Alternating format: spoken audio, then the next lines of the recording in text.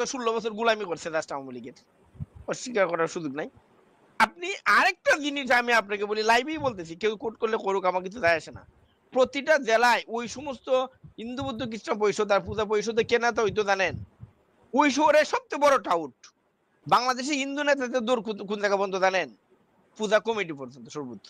আর পূজার প্রসাদে মিষ্টান্ন নাই কেন, এইটাই হলো আলোচনার বিষয়। এর বেশি এরা যাইতে পারে না। হিন্দু নেতারা দুই জায়গায় এরা ঝগড়া করতো। এক, পূজা কমিটিতে কেন নাম নাই? এদের জীবনের আজীবন স্বপ্ন হইলো পূজা কমিটিতে নাম ঢুকানো। আর পূজাতে কেন মিষ্টান্ন নাই, প্রসাদে কেন মিষ্টান্ন নাই? অনলি কিসির মিষ্টান্ন ছিলেন তো, মানে পায়েস যেটাকে বলে। তো হিন্দু নেতাদের বাংলাদেশের কোনো, মানে হিন্দু অ্যাক্টিভিজমের বাংলাদেশে কোনো ভবিষ্যৎ নাই। কেন নাই? কারণ এদের সর্বোচ্চ দৌড় পূজা কমিটিতে কিভাবে নাম ঢুকাবে, আর পূজার প্রসাদে মিষ্টান্ন কেন নাই, এইটা নিয়ে ঝগড়া করবে। আর দুইটা হিন্দু অ্যাক্টিভিস্টকে আপনি এক প্লেটে খিচুড়ি খাওয়াইতে পারবেন না, জীবনও খাবে না তারা।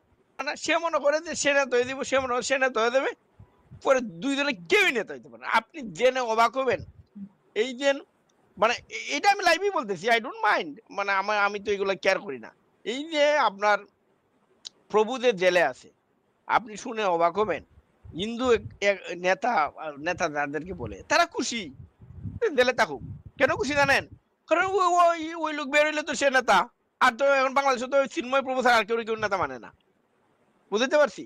তো বাংলাদেশে এই হিন্দু অ্যাক্টিভিজমের কোনো ভবিষ্যৎ নাই, কারণ এদের সর্বোচ্চ দূর পূজা কমিটি, আপনি বুঝছেন। তো আচ্ছা বাদ দেন, এটা খাতা থেকে নাম কাটা দেন। পরিষদের প্রেসিডেন্ট সেক্রেটারিকে আর কি বলে হিন্দু খ্রিস্টান পরিষদের প্রেসিডেন্ট সেক্রেটারিকে, আপনি যে দুইটা চারটা নাম আছে না, প্রেসিডেন্ট সেক্রেটারি, আমি গ্যারান্টি দিয়ে বলতে পারি এরা কমপ্লিট গোলাম ছিল আওয়ামী লীগের। এরা কোনোদিন অ্যাক্টিভিজম করে নাই। আপনি just think about the name, আমি নাম বলতেছি না, এই নামগুলো আপনি একবার মাথায় নিয়ে দেখেন এরা কে ছিল। এরা ছিল সবচেয়ে বড় সুবিধাভোগী।